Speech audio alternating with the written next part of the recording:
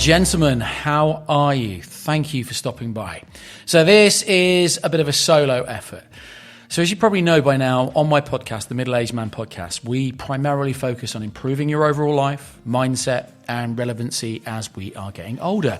But I thought I'd address a general lifestyle topic that concerns specifically the slightly older demographic of men, and one that I'm having to get used to for a second time in my 40s.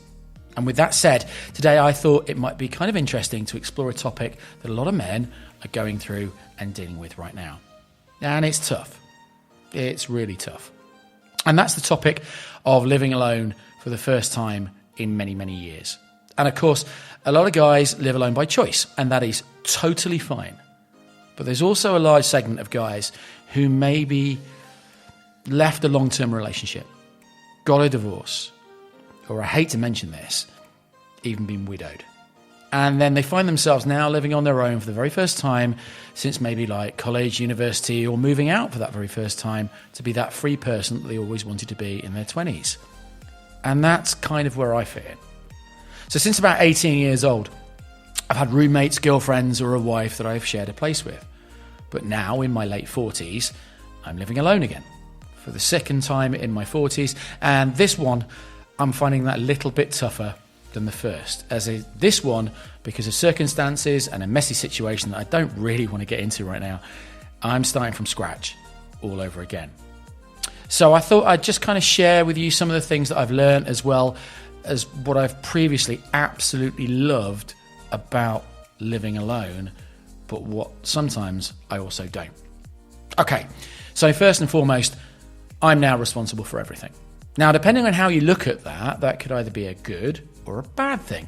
For me in the past, it's been a good thing because I enjoyed the fact that I don't have to rely on anybody else to make things happen or get the bills paid. I am 100% responsible for taking care of absolutely everything that needs to be taken care of.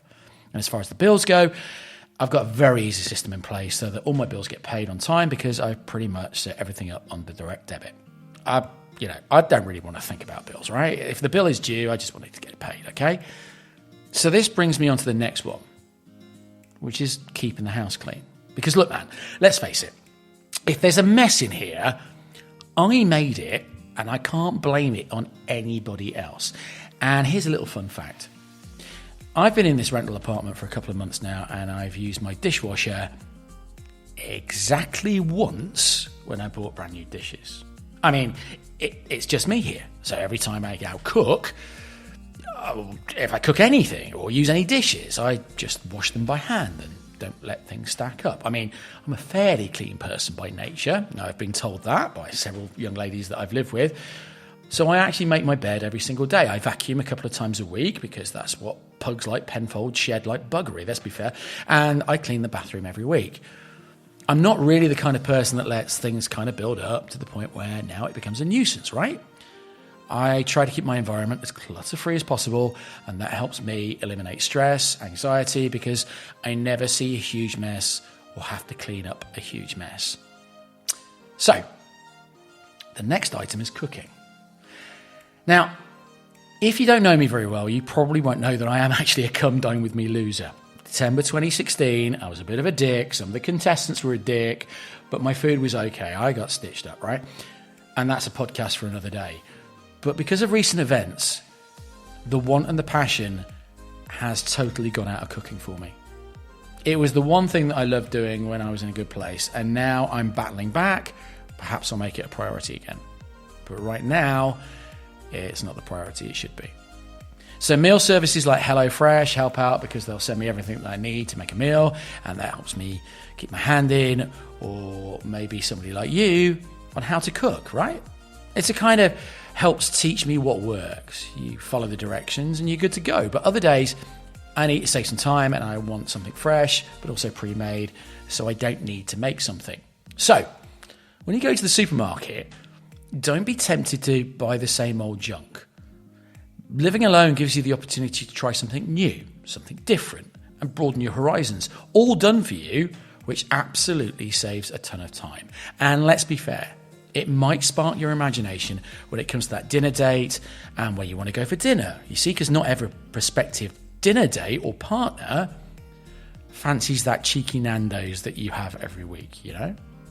Okay. The next very important thing that I've learned from living alone is that unfortunately, you must get comfortable doing things on your own. If I want to go and see a movie, I go by myself. If I want to go and see a theatre show, I'm going by myself. If I want to go out for dinner and get a curry on a Tuesday, I'm going by myself. If I want to go out on a Friday night and bang out some karaoke, I'm going alone. I really actually don't have a problem with doing things on my own, but I know that a lot of guys can be a little insecure about doing it. The way I look at it is, if I want to go out and do something, I really no longer need to wait for approval or permission from anybody to go and do what I want to do. If all my friends are busy and I want to go and grab a beer and some nachos, I'm just going to go. And I don't worry about what I look like sitting by myself. I really don't care. And if you normally don't go out by yourself, well, guys, I am really strongly suggesting that you start doing so. Living alone twice this decade has also told me how to focus on myself, my goals, and my work. If you don't already know, the pain of this breakup has made me focus on giving up booze. 45 days sober so far. And it's made me refocus on my career. So I'm retraining and refocusing my coaching business into helping fellas like us be better and be brilliant. I get a lot of work done because I've no longer got distractions, right? And I now hold myself accountable for working when it's time to work. Up until last year, I was always defined by a reasonable, successful career, and the beginning of the end of my last relationship was when I lost the focus on my career. So now I'm going back to what worked for me, which was I work very hard and I now play very hard. And when it's time to get things done, I pretty much shut off the outside world, sort of put my head down and just get the stuff done. I'm also able to set myself goals that will take care of themselves as long as I stay focused and keep moving forward. Because I know that if I focus on what I've got to get done every single day, everything else is going to take care of itself. And part of that is being able to focus on my finances. See, I was very fortunate last year to have sold a house and have some money in the bank. But up until I started losing focus, I know everything that's coming in and I know everything that's going out. I also know where I'm spending most of my money. And if that starts to get to the point where maybe I'm spending a little bit too much, well, I can just scale back immediately. But when I was with my last partner, she took charge of everything, and I never really paid too much attention to where my money was going, because if I checked my bank account and I had money in it, I felt pretty secure about it, so I'd probably go and spend it on some useless crap.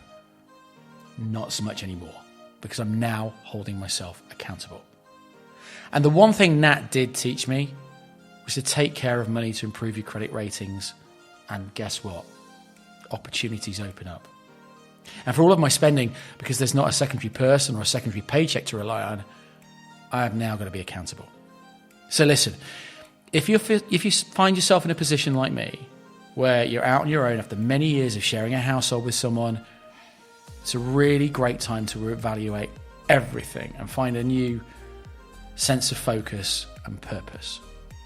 I'm sure that's what all the gurus are telling you, but actually I'm not a guru. I'm just the same as you, that's gone through stuff, and you've been through stuff. But I'm almost becoming an expert on this. Everyone's throwing around the term working on yourself these days. And yes, guess what? Pisses me off too. But really, if there's any time to work on yourself, this is where it makes most sense. Right now. Now is a time to organise and add structure to your life. And if you can do that, I promise you, I think you're going to come out better the other side a much better man, a much wiser man, a healthier man, a smarter man, and probably have a few more quid in his pocket than he thought. And look, one more thing.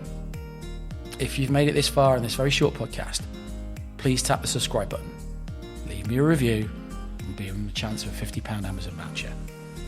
And as always, my friends, thank you so much for listening. Live well, much love, be brilliant, and kick off your shoes. It's been a long day. Kick off your shoes,